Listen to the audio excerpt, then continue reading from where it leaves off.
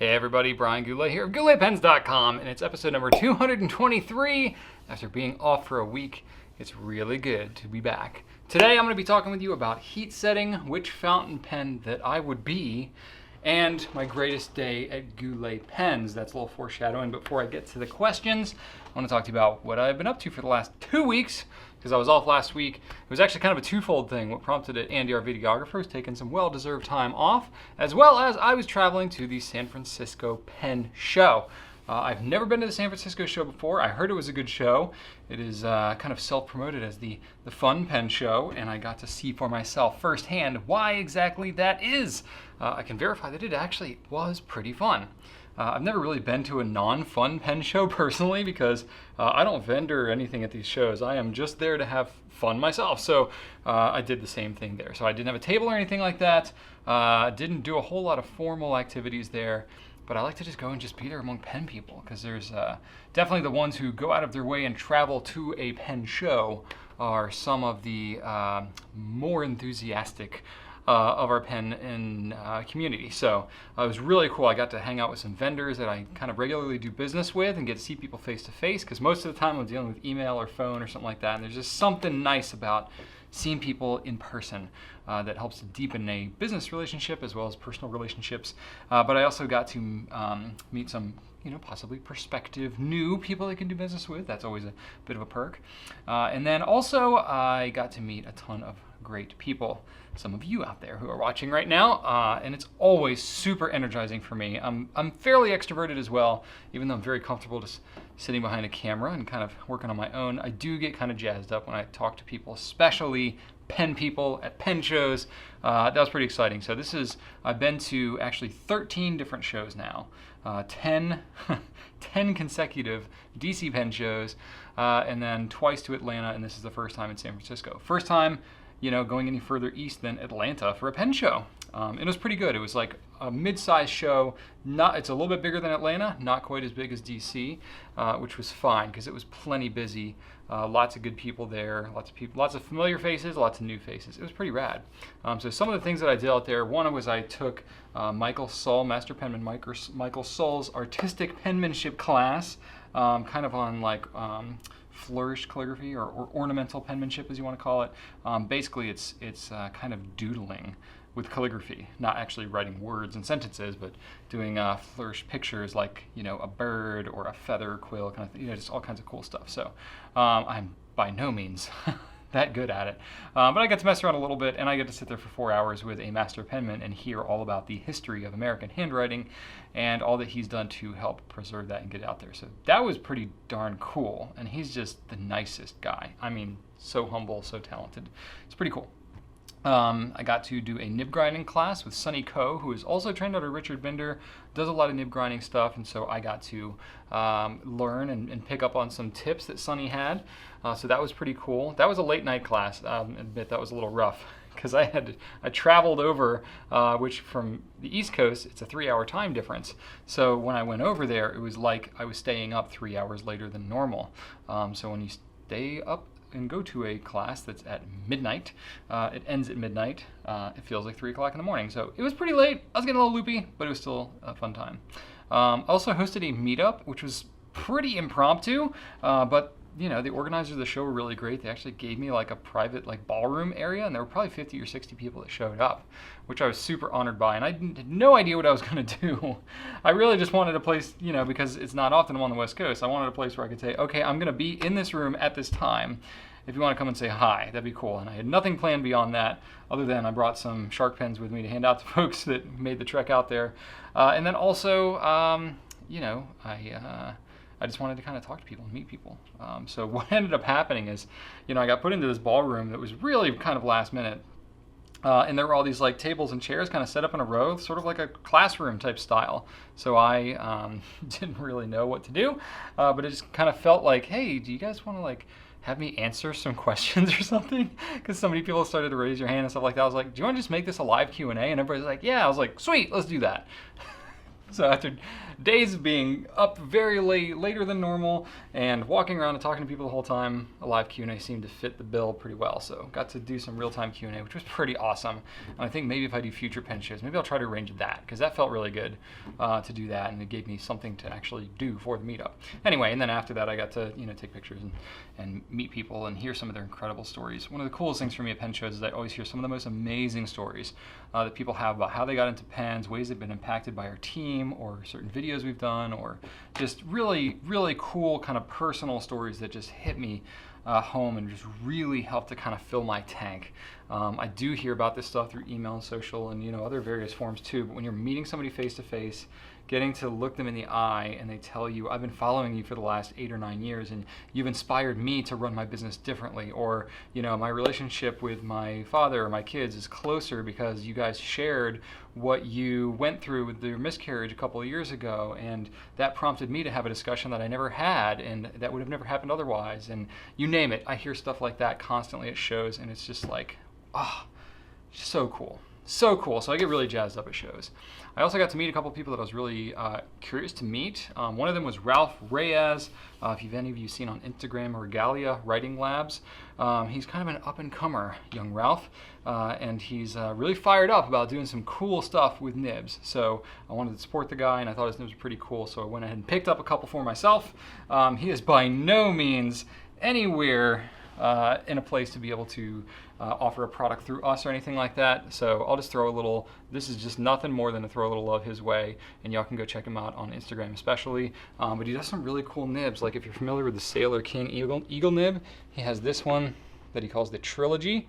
So he basically welds 3 different nibs on top of each other and puts it into this really cool looking nib. And what that actually does for you is that allows you to get a kind of like an architect, but it's like a super broad one like that on the, down and cross stroke, and then you can flip it over and get basically a fine or an extra fine nib on the top. Really cool. And then the other one he has is called the Epilogue, which is essentially kind of the reverse. So he grinds this one, and this particular grind he said was really challenging, and he doesn't even know if he's going to do it this way again. So it might be a one-of-a-kind kind of deal for me. But it allows you to write with kind of a fine nib on one side, and then you flip it over, and it has kind of that king eagle effect, if you will. So he's doing some pretty interesting things, and it was fascinating. I stayed up way too late the first day I got there on Thursday because he was there at the bar, and I've been following him for a while and wanted to tap his brain. I've done some nib stuff myself, so I asked him all about how he did it. It's really, really fascinating. All handwork. Incredibly laborsome. He says he's gone through, if you follow his Instagram, he says he's gone through about 1,000 nibs just practicing and trying to get these welds and stuff like that. And then the grinds are extremely complicated, very challenging, but he's very passionate about it.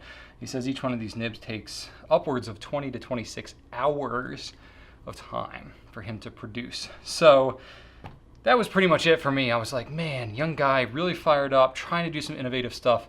That just like spoke to the entrepreneur, the craftsman in me. And I was like, yeah, man, I'm gonna buy some of your nibs. I just wanna support you as a craftsman, if nothing else. So now I got some little commemorative items to remember him by. I haven't inked them up yet, but I'm probably gonna do that at some point. So watch my Instagram if you wanna see me mess around with those a little bit. But I wanna show Ralph a little love there. Also got to hang out a little bit with Franklin Christoph, which I know you all have asked about a lot in the past.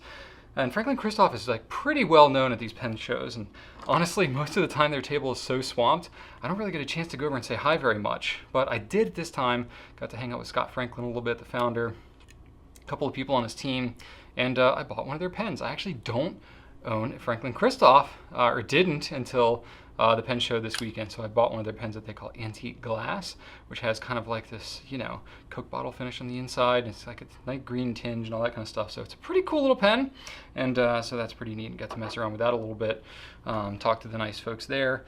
What else did I do? Oh, I met Mark from Rickshaw Bags. I've been aware of Rickshaw for a little while because they do like pen rolls and pen sleeves and just really interesting kind of stuff, like this little quad case where you can just kind of take pens and stick them in here 4 at a time, and it looks like this kind of really interesting configuration.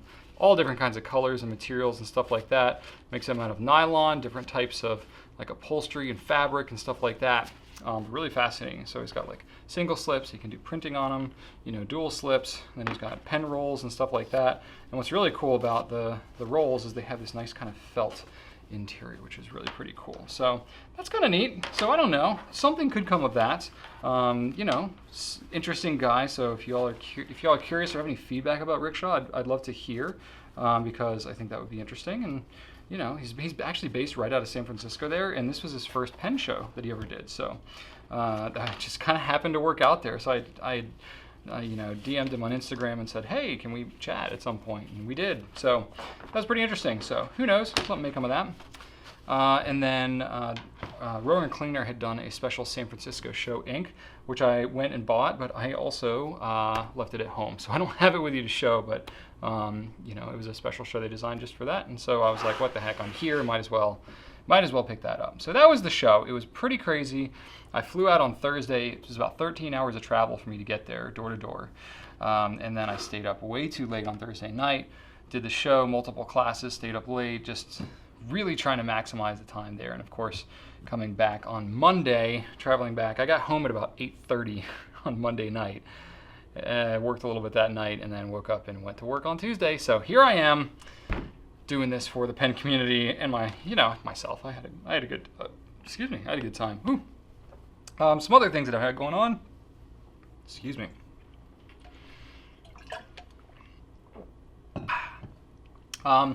New products that have come out. So since it's been 2 weeks, there have been a few things that we've launched. Nothing too wild, but some interesting things of note, one of which is the TWSBI Go. Now, a new model of TWSBI doesn't get launched like every day, and I've seen this one on online for the last couple of months.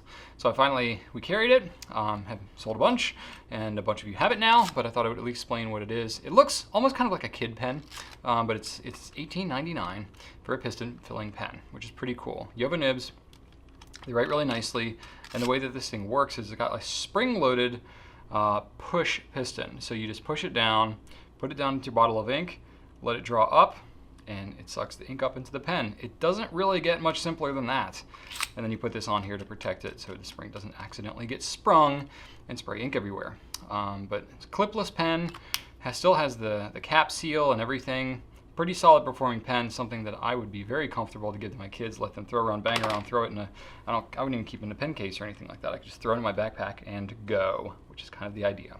So that's pretty cool. We got that in Sapphire and Smoke. I don't know what status we are with them by the time this video publishes on Friday, but I know we went through a bunch and we're going to be restocking soon at some point. So another pen that we launched is the Montegrappa Elmo Rossi Ciliegia, which I know how to pronounce now after I butchered it 2 weeks ago. And I've got that right here. So I don't know how many of these we'll have left by the time this video publishes. It has been pretty popular so far. I will kind of put it out there. You know, originally our batch was 200, and that's what we were told that they had. They may have some more material. I don't know, have not confirmed that yet with Montegrappa. It's not a numbered limited edition or anything like that. 200 was just the number that we thought we could get based on the material that they have. We may have an opportunity to do a little bit more. I don't know if that's confirmed yet or not, but anyway, I'm not trying to like hard sell you one. I'm trying to tell you, you know, they're not going to be around for like 6 months or anything like that. So if you're really hot on this, try to prioritize it a little bit. And then if they sell out and you're freaking out and more people still really want it, we'll try to push Montegrappa to do more, but it's not going to be like gobs and gobs more because it's based on how much material they have. And then Retro 51 launched a pen called the Engine 37. So this is the first popper that we've actually carried. They call them poppers, the ones that are the limited editions, because they basically pop and up and then they kind of go away. So they usually sell pretty quickly. So we didn't do like any promotion of these ahead of time because I found out very last minute that we were even going to get any. So we may still have them by Friday, may have a handful, but I did just at least want to show the pen because it's not every day that we get a new retro pen, and that's kind of cool. So it's a rollerball pen, the only rollerball that we're currently carrying on the site, with the exception of refillable rollerballs. This is just a straight up cartridge rollerball, and it's a fire engine themed So it's pretty cool. It's a combination of a wrapping and an acid etching. So you actually get to feel the texture of the diamond plating and feel the texture of the grill. So it's a pretty interesting little design. You know, if you know anybody who's ever in the fire department, it would be a super, super pertinent and probably very valued pen. And I got to meet several people who were involved with firefighting and especially wildfires when I was in San Francisco. So I don't know how many of those we'll have, but I know we're not getting any more of them. So once what we have is gone, it's gone and that's it. We also got in the Opus 88 Coloro Orange. I don't have that to show you, but we got it if you've been waiting for that one. We got Goulet number 5 nibs. Woo! After waiting a while, we finally got them in. And you guys have been asking for them for a while. And we don't have a ton of pens that take number 5s, but I think we have enough now where we're like, okay, it probably makes sense for us to carry them. So we did. So we have them right now. It's just in polished steel, and that's what we're starting out with. But if you're interested in those, you can check them out. We got them on the site. Jovo, made in Germany, all that good stuff. And they write really nice. Nettuno is another new brand that we picked up since the last time I talked to you. So Nettuno is an interesting brand. They're not widely known yet. Definitely an up-and-coming Italian brand, but it is a brand that is started out by the one of the former founders of Delta. So that's pretty interesting. Delta is a brand that went away, gosh, maybe a year and a half ago or so, and Nettuno is kind of rising from the ashes, if you will. So it's an interesting pen. It's a stainless steel nib, a little on the higher price for a stainless steel, but again, it's a newer brand that's kind of picking up. So I think it'll be interesting. Good weight for a pen. Sorry, what I meant to say is it's going to be interesting to see where Nettuno goes with this. So I imagine that they'll come out with some pretty interesting stuff because the guy that's running it has a lot of pen experience. So it's a good sized pen, very regal looking. If you're like hardcore Delta fan, you'll probably notice there's some elements that are kind of reminiscent of that. It's got a nice engraved nib that's got the logo. It's a cartridge converter pen, so you can do that. It's got a really nice kind of upgraded converter here, which you can use just like you would a normal pen, or it actually has a blind cap too. I think Delta used to call this their Converter Plus, and you can actually just unscrew it that way. Sort of more piston-esque, but still you can use full-size cartridges and converters and stuff. Standard International, pretty straightforward. Even the packaging is kind of reminiscent of Delta. I remember my Fusion 82 had a case like this. So it's an interesting one. They're using Bach nibs. They write nicely, very kind of solid performing stainless steel nibs. And so that's a new brand. So I'm gonna maybe look to talk more about those as I learn more. But it should be kind of interesting to see where Nettuno can go. What else? Let's see here. Another new pen. The Noodler's Boston Safety Pen, which if you watch our Right Now from Wednesday, Drew and I, talked about the safety pen, and I dumped ink all over myself, which is pretty great. I wanted to see what would happen. So it's a safety pen, and it doesn't mean it's a safety pen in terms of like it's the safest pen to use. It's a safety is a vintage term, which basically what it means is that the pen will not leak in transit. So if you notice, it looks like it has no nib on it. But if I take the back and I kind of push it up, then I have a nib that emerges out of it. So what's happening is that the nib is actually sitting in a pool of ink. So it's an eyedropper pen, you fill it and all that. And then when you cap it, the top of the cap is actually on the rim here. The threads are right up at the top. And so that means that you don't have a big air gap where the nib normally would be for pressure to shift and anything like that. So, it's a, well, that's why it's called the safety pen. It's because it's not supposed to leak and it's be resistant to pressure changes and stuff like that. And then it's also, you think like, well, what if you have the nib all the way up already? And are you going to mash the nib when you go to put it on? Well, it's got this little rod inside that pushes on this flat part of the feed. So if you accidentally forget to retract your nib, it's actually going to push it down, and then you screw it in place, and it's in good shape. So very interesting kind of design. And the only challenge with it is that if you have it like this, and you don't open it with the nib towards the sky, you open it with the nib in any other direction, the ink essentially has an open hole and will just pour out of the pen like it did with me on Wednesday. And I wanted to do it just to see what would happen, and it'll straight up just drop the ink right out of the pen. So you want to be really careful about that. But I think part of the, it's a vintage kind of inspired design. It's relatively affordable, $55 for an ebonite, vintage pen. It's a flex nib, just like the Nib Creeper. And then you can actually use things like India ink, lawyer's ink, China ink, stuff like that, like thicker, more particulate stuff, because it's sitting in there all the time and it's not going to dry out and all that. So that's what Nathan touts it as. He's got some interesting information on that. He has his own video on that too. If you've got a spare 45 minutes and you want to watch the founder talk about it, you can do that. And we have it in black and chestnut. And then let's see here. We also published an 11 great looking fountain pen nibs video. Essentially just there's a lot of good looking nibs, and we thought, why not just show some of our favorite nibs? So we have some in there. It's not an exhaustive list. There's a lot of nibs that I didn't include on there that we very well could have, but we thought it was still, we just picked 11 kind of out of the blue. Thought it would be a nice even number. I'm joking. All right, and then Platinum is going to be doing a price increase happening this weekend. It's not, monumental, but they are raising it on some of the pens like the 3776. So I would advise that you check that out before Saturday, basically, because that's when it goes into effect. The plus side, I guess, or trying to minimize the downside of a price increase, we at Goulet only, and maybe others will do it as well, but we at Goulet have decided to include a converter with all of our, gold nib platinum pens, basically. So, a lot of their pens don't come with converters, and it's not something that either the manufacturer or distributor is including, because they are, just making that decision. I got a question about that today too. But we were like, you know what?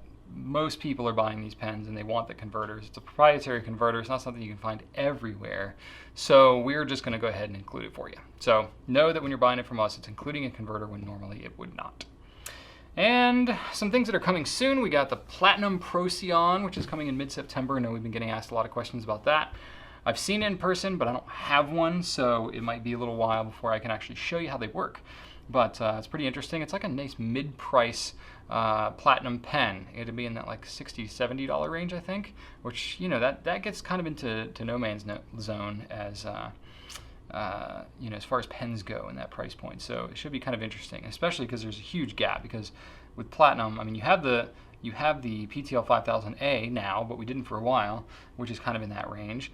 But really there's not much between the Cool or the Balance around the $40 range, and then you have that platinum PTL 5000A, and then really from there it jumps up to the 3776, which is closer to 200. So there's a huge gap right there. So this kind of fills that gap. It's pretty interesting. Stainless steel nib. We're going to be getting the Vanishing Point 2018 limited edition soon-ish. It's still going to be a little while before we find out about the 100th anniversary, because Pilot is celebrating their 100th anniversary this year. And we've heard that they're developing some really cool stuff, but I haven't seen any of it yet. I think October, mid-October, or something like that is when we're going to expect that. But we are going to get the 2018 Vanishing Point limited edition. It's not a 100th anniversary Vanishing Point limited edition or anything like that. They're considering, the 100th anniversary as Pilot the brand. The Vanishing Point already had its 50th anniversary a few years ago, so they're not making the annual Vanishing Point to coincide with the 100th anniversary. That's just the way they decided to do it. We're also going to have the Color vs. Wisdom of Trees sets coming out, a couple different sets there that you can check those out. Those are expected. Most of these things are like, we look at our calendar of when deliveries are supposed to happen, all these have question marks. So I'm not 100% firm on them, but these are some of the things that might be coming a little bit sooner. We have the Monteverde DC Super Show Blue Ink, which I got my bottle in DC. Thank you to Jeremy on our team who went and, blue's not really his color, so I traded him a different ink for that one.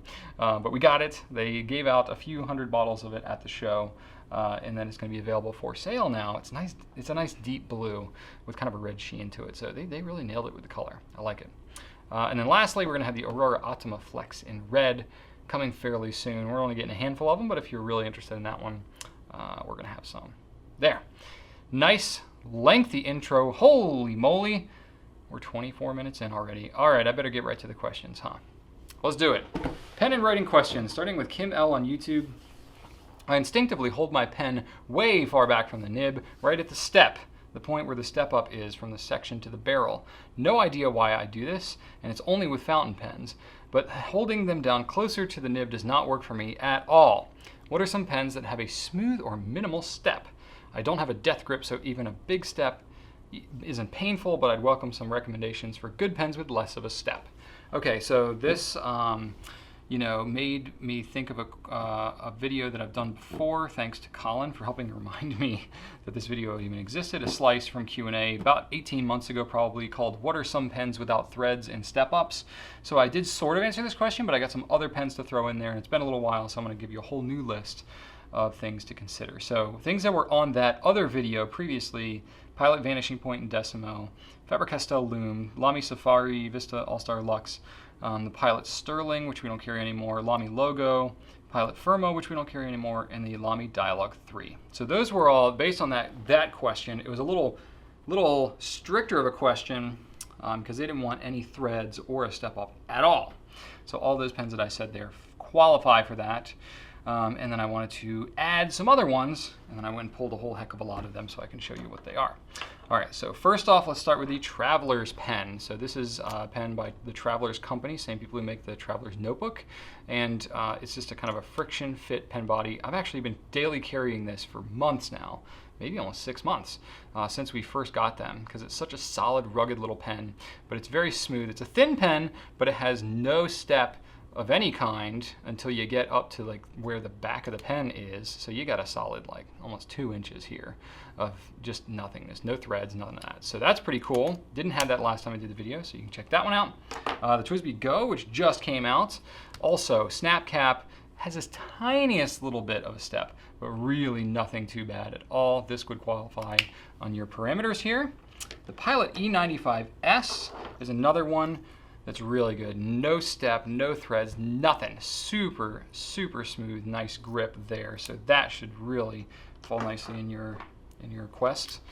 I have the Diplomat Excellence A2 is the version that we're carrying. There's a couple different versions. Very, very minimal step, and even the step, it's not a harsh step. It's kind of a chamfered kind of effect there for all you woodworking folks out there who know what a chamfer is. It's basically like a 45-degree angle that meets the step, and it's a snap cap too. So any pen that's going to be a snap cap has more of a potential to be kind of in your requirements of what you're looking for, because you don't have to have any threads.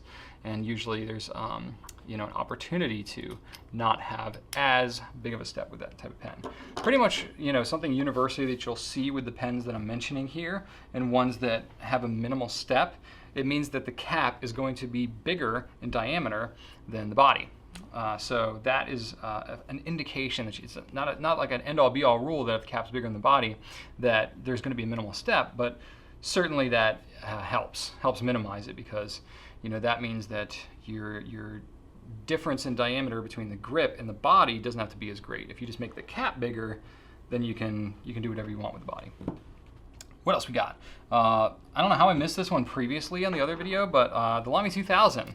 I mean, it's a great pen. It has these tiny little ears where the cap snaps on, but there's very, very gradual place to grab here. One of my favorite pens of all time, and that one is really good for minimal step. The Peniter La Grande Bellezza.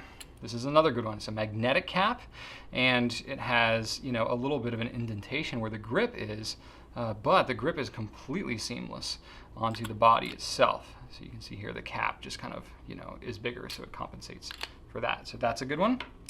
The Visconti Rembrandt or Van Gogh also has the same kind of thing. Very minimal step, very gradual. This is the this is the Rembrandt right here. Another magnetic one, so makes it so there's less in your way. The Aurora Optima 88 Talentum all kind of falls in that category. Now this has some threads, it has a step, but it's not too bad, and it's really far back, so you get lots of area to grip there. The Conklin Duragraph is another really good one. Conklin Duragraph, it does have some threads, it does have a tiny little step, but it's not so bad.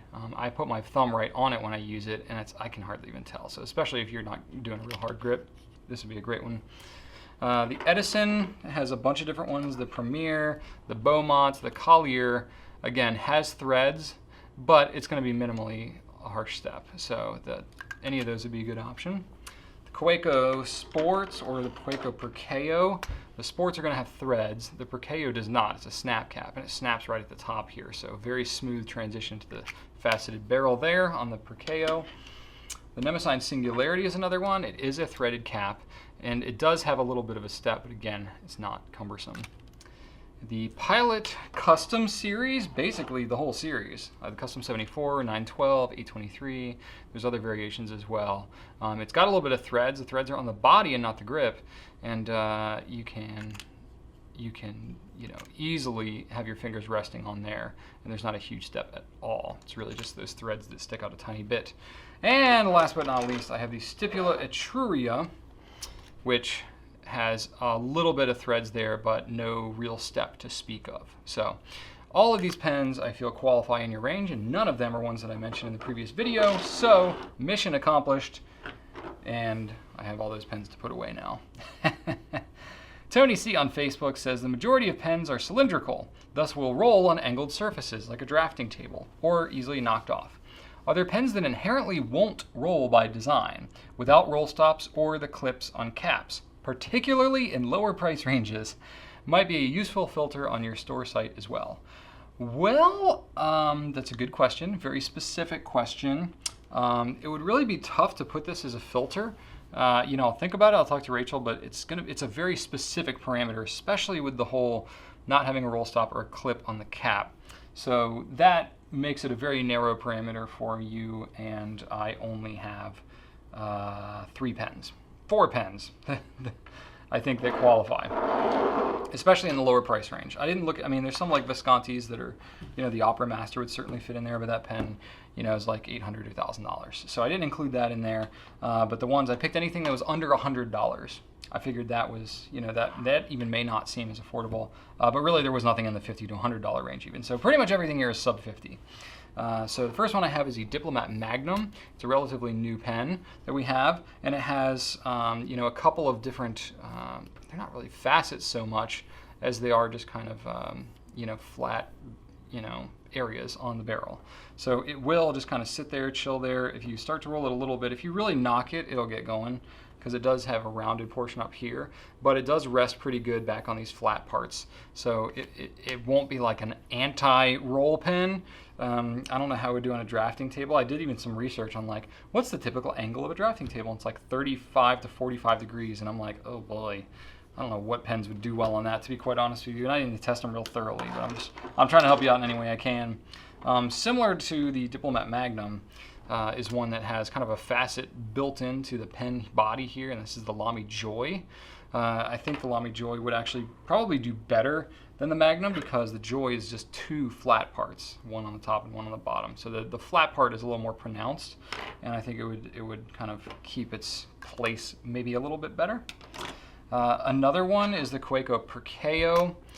This has more facets, so it's not, it's almost more rounded because it has so many facets.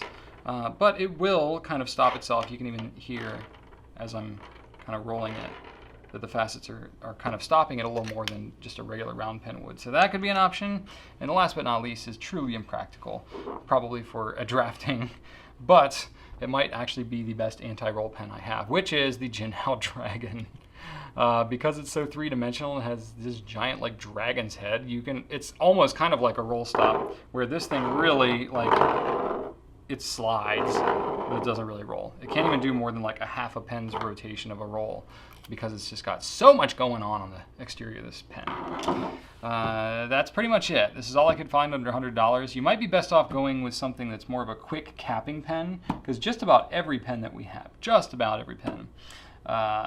will keep from rolling away as long as it has a cap. So you might be better off just going with something with like a snap cap or a magnetic cap.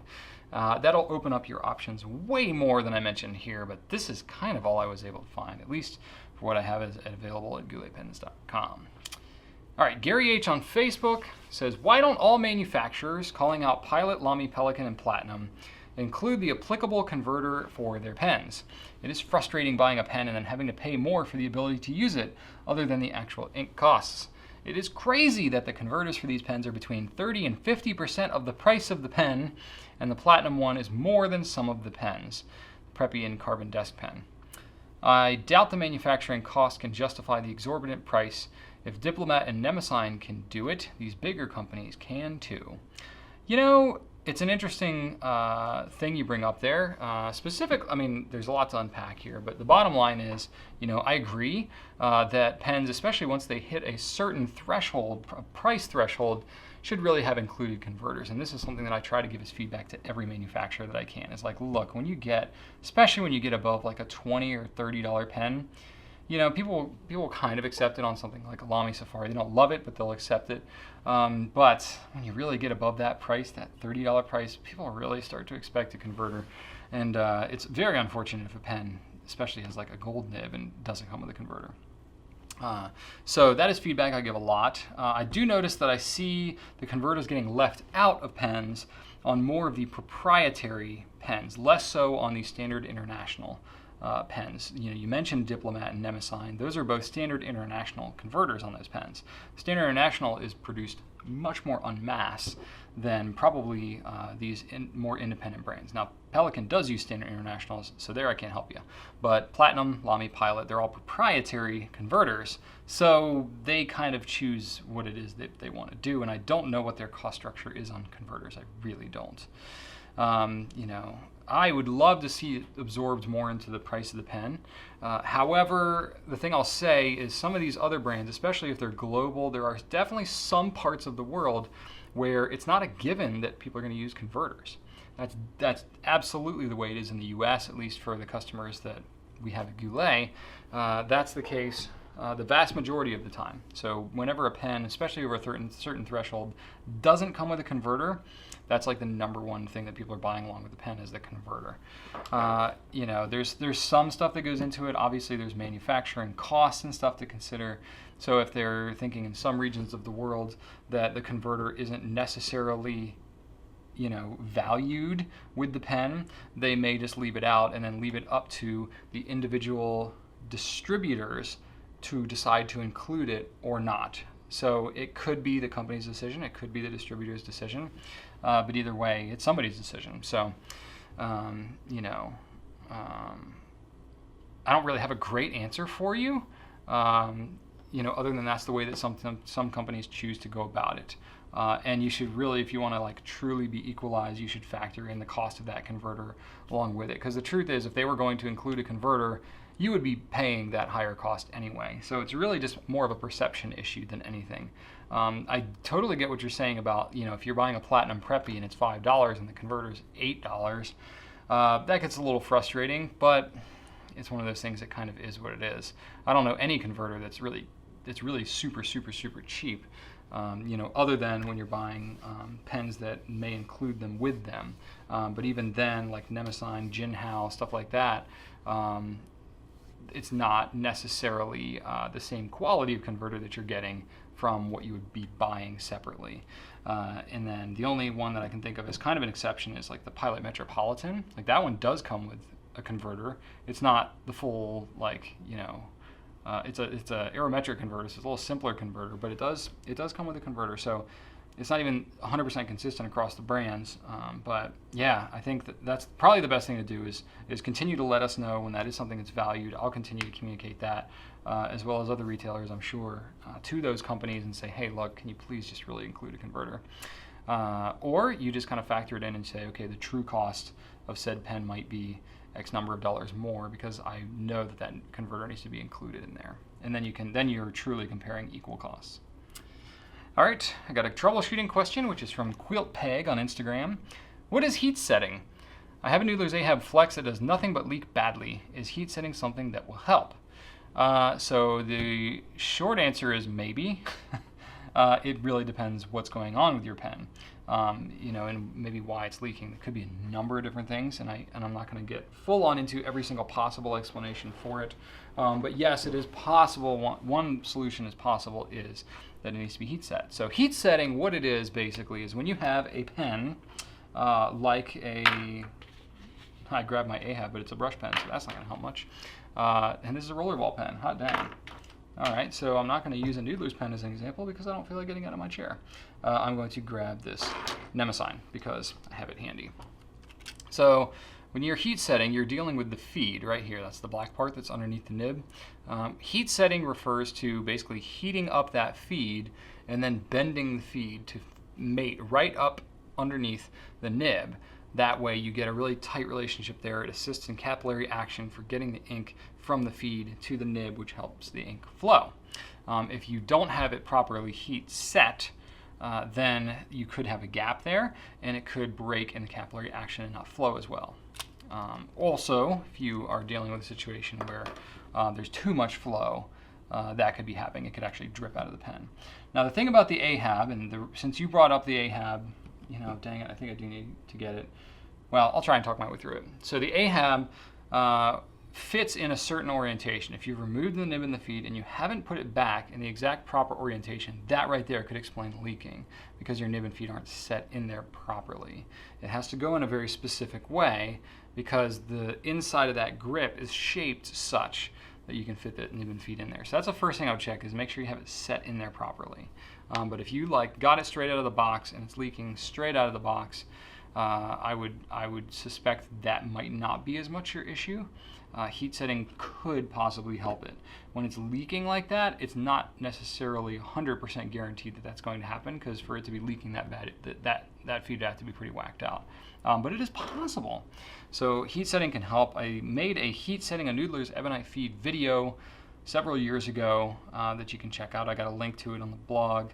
We might have a card up here as well to throw on there, so you can go check it out. But there's a couple different ways you can do it. You can do it with hot water, or you can do it with a flame, with fire of some kind. Fire is a little bit dangerous.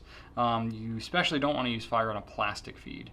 Ebonite is hard rubber though, and you can catch it on fire, you can melt it, it's not great.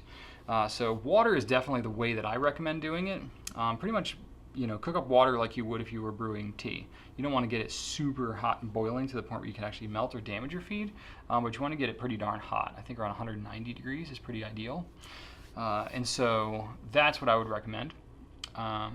If you are swapping nibs, heat setting is usually something that can help it, because not every nib is exactly the same, and the feed may have been set to, say, the Noodler's feed initially, but if you want to swap it out with a, you know, another number 6, a Goulet nib, or whatever else, then heat setting can be beneficial if you find that the flow is not where it should be. Ebonite feeds heat set a lot easier than plastic feeds. Plastic feeds can be done, but that usually takes longer to leave them in the hot water. And so it's a do-at-your-own risk kind of thing. So if you do it too long, you could melt it, you could damage it in some way, and you don't necessarily want to do that. And you don't want to like take and dunk the whole grip of the pen in there. That's one thing. If I had to go back and reshoot that old video, I would have not put it as far down into the water as I did. You live and learn. But anyway, so that's kind of what's going on. So it could help, it could not, but definitely watch that video, and then you can reach out to my team for specific troubleshooting if you are having a hard time doing that. All right, and then I got a few personal questions to close us out for this week. So I'm going to try and roll through them because I spent so long on the intro. So first personal questions is from Anna C on Facebook. Anna? Never know how to pronounce it, but it's A-N-A, so I'm going to say Anna. Based on your experience with various pen shows, what do you look forward to more? What do you look forward more to in pen shows? Talks, meeting people, seeing new products, different vendors, classes, or something else? All of the above. So I've done 3 shows this year. You know, to date I've done 13 different shows. The products are great, but it's really the people that's the reason that I go. I'm a little more of a people person. I love fountain pen products, I really do, and I love spending a lot of time with them, talking about them. But ultimately the reason that I love to know about these pens and make videos and share them is because of you, because of the people. So for me, when I go to a pen show, looking at the pens and stuff are great. I do enjoy that, especially because I'm around pens all day, every day, which is not a complaint by any means, but I see a lot of pens. However, there's still a lot of pens out there that I don't know, especially older pens. Like I've only dealt with modern pens, so anything that's made prior to 2009 when I started getting into fountain pens, I may have never even seen it before. So you got 140, 150 years of pens that I could discover, so there's a deep rabbit hole there that I've yet to fall down into, just because I know it I don't have the time. But it is kind of cool because I get to see, some vintage stuff. I get to see some modern stuff from maybe brands I don't carry, so that can help educate me a little bit. Also, some up and coming things. It could be possible that I could find, some new brand to work with that would be pretty cool. Yes, so there's vendors that are good because I get to build stronger working relationships. Classes are often beneficial, though. Most of the shows that I go to don't have a lot of classes. San Francisco is a little bit different in this case. So the only other class that I'd ever taken at a pen show before was I took Richard Binder's nib smoothing class like 3 or 4 years ago at the DC show. But he didn't even go to DC this year, so there were very limited classes in DC this year. In Atlanta, I didn't go to any this past year. And then let's see here. I always come out of the shows very energized. It's kind of a sacrifice for me to be away from my family. I was away for 5 days this time.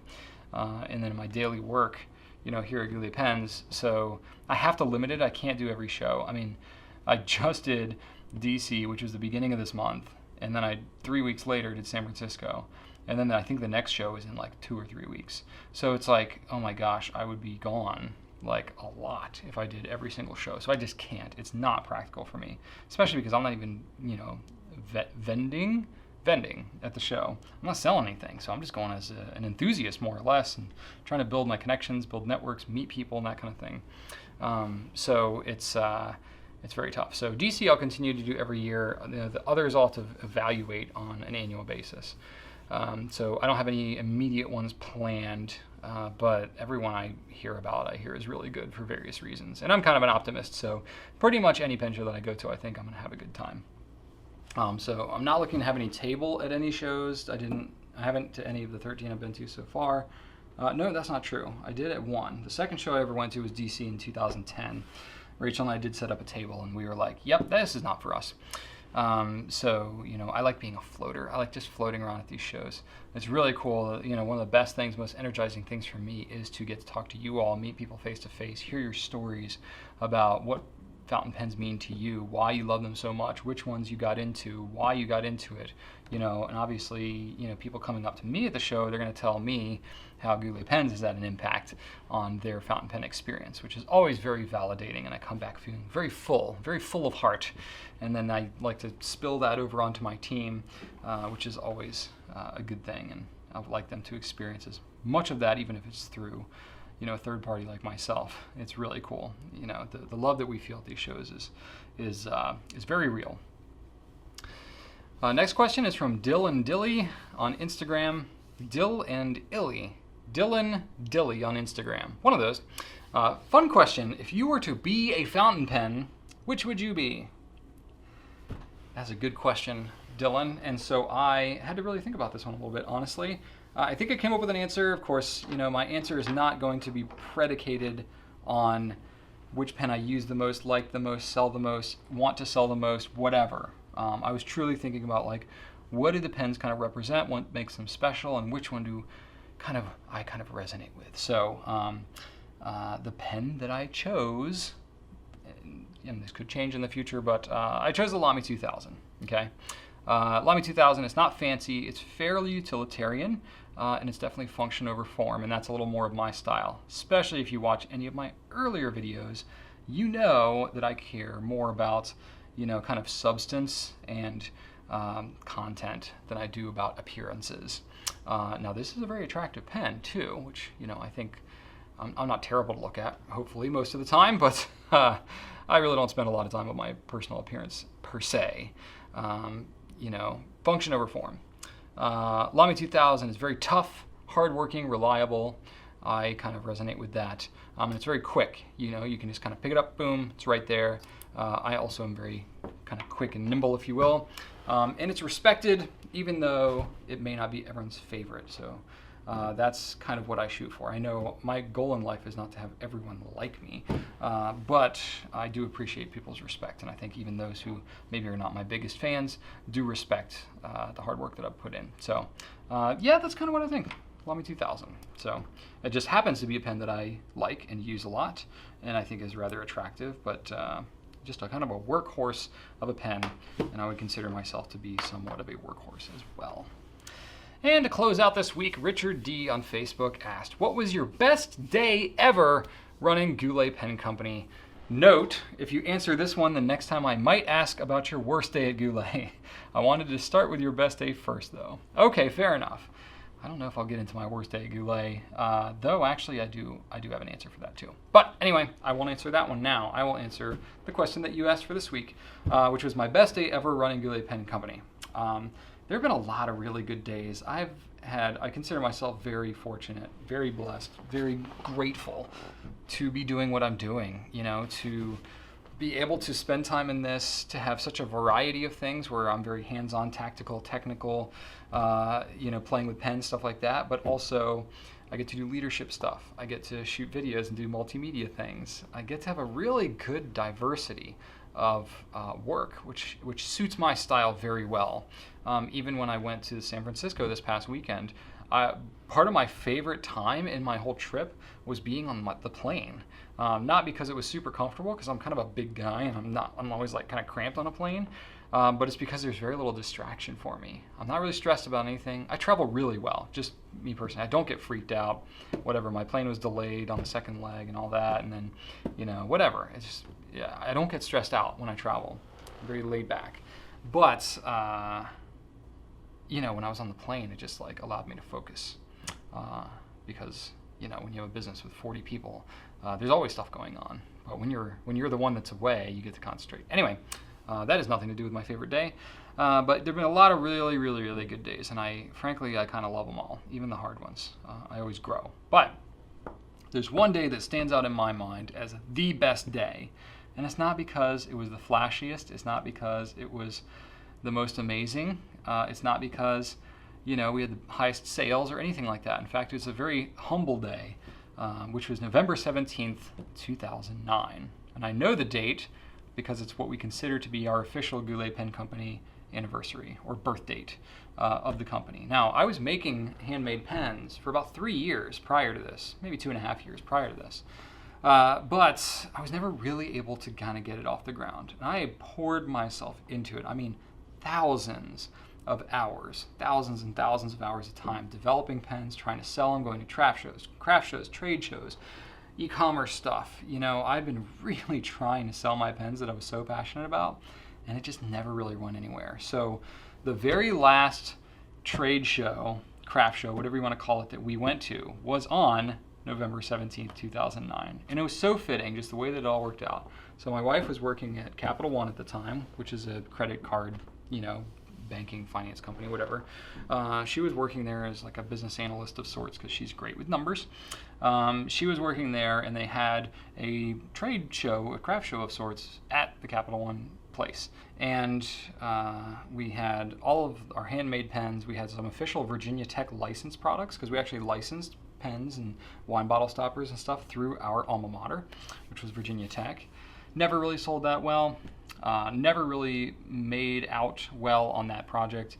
And this was kind of really we'd already thought that fountain pens were going to be the next thing, and that's where we were headed. But we hadn't yet received any fountain pen products. So all we had was roller balls and gift pens and wine bottle stoppers and stuff like that. And we did the whole show. It was like a 7 or 8 hour show, and we didn't even break even from the booth fee.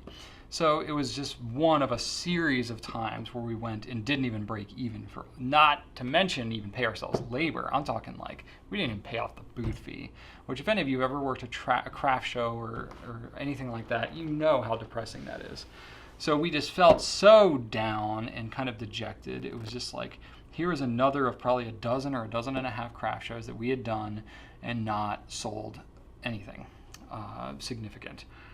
So we come off of that, we're tired, we're demotivated, and we get home, and there, sitting on our doorstep, is the very first shipment of fountain pen products.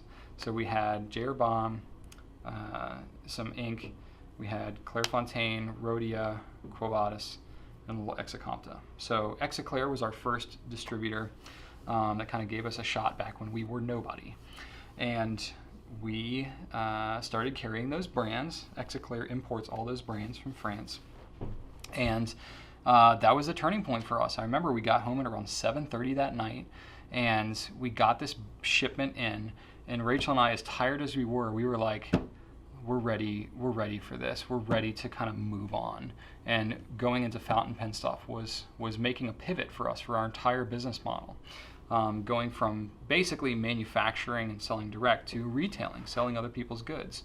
And what was so cool about that, we came home, we opened it all up, checked it all off, put it onto our website, posted on Fountain Pen Network and kind of let people know that we had it. And I remember, I think we received 4 orders that night, even as late as we put it in stock. And that just did not happen. I mean, there were entire months where we did not receive a single order back when I was hand making pens, which is just depressing.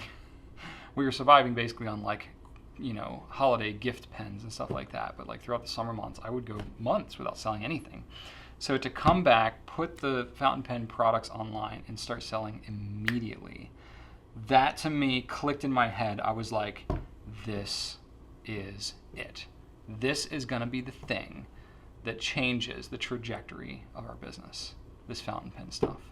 And I kind of already had that epiphany when I attended the DC show in 2009. So I debated that could have been my best day, but it wasn't because it was still very theoretical at that point. But that night, coming off of a complete, failure of a craft show, and then coming and listing fountain pen products and starting to immediately feel the traction, it was like, yes, this is it. This is our destiny. And of course, it was a ton of hard work after that to happen, but it was from that very first day that we knew everything that we had done to that point was preparing us for this. And there is no better feeling in the world than when you finally feel like you've found your purpose. And I can say now, looking back, almost 9 years later, that I really feel like that was the time when we recognized that we had found our purpose in this business. So I can't think of much of a better day than that. In terms of the Goulet Pen Company, obviously the day that I married Rachel, the day that both of my children were born, that's pretty awesome. And on a personal standpoint, those were some of my best days of my life. But in terms of the Goulet Pen Company, it doesn't get any better than when you find your purpose. All that said, my question of the week for this week is, if you were a fountain pen, which fountain pen would you be? Maybe why? And then my writing prompt for this week, this is just something for you to do on your own, share if you like, but really it's just to give you a reason to write with your pen if you need one. Write about a day in your life that was really a turning point for you, kind of like that day was for me back in 2009. That's it for this week. I hope you've enjoyed having me back on Q&A. I've enjoyed being back. Be sure to like, comment, and subscribe if you haven't already.